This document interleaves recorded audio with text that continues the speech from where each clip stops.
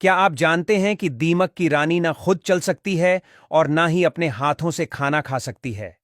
फिर भी हर पल कई सेविकाएं उसकी सेवा में लगी रहती हैं।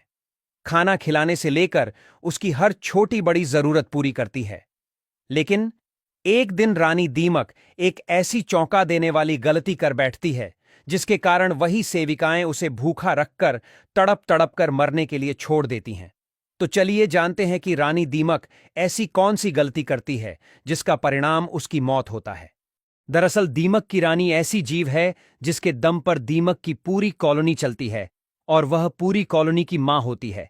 ये रानी दीमक के लिए एक अलग से राउंड शेप में एक कमरा होता है।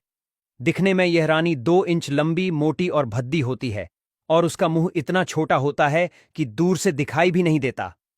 दूसरी ओर दीमक का राजा कद में रानी से छोटा होता है और वो आमतौर पर रानी की आसपास ही रहता है।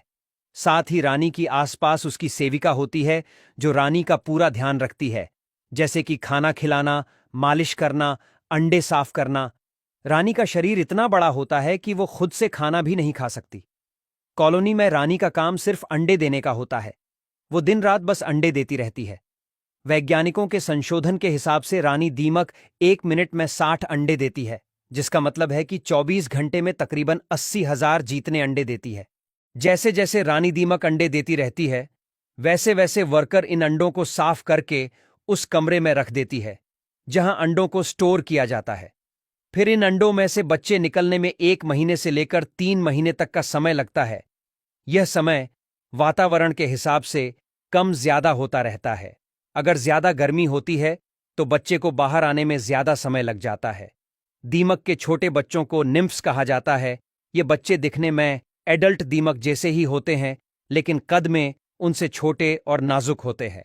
मजे की बात यह है कि शुरू में सभी निम्फ्स के शरीर एक जैसे ही होते हैं, लेकिन बाद में उसकी खुराक के हिसाब से वह वर्कर, सैनिक, राजा या रानी दीमक बनते हैं।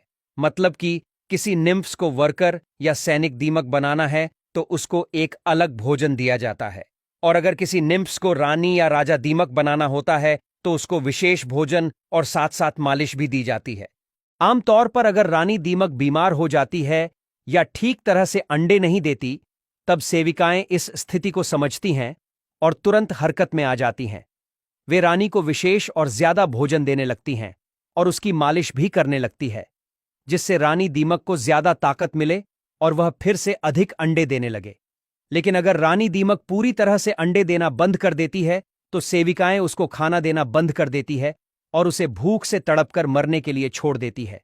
क्योंकि रानी दीमक अंडे नहीं देती तो रानी उसके किसी काम की नहीं रहती।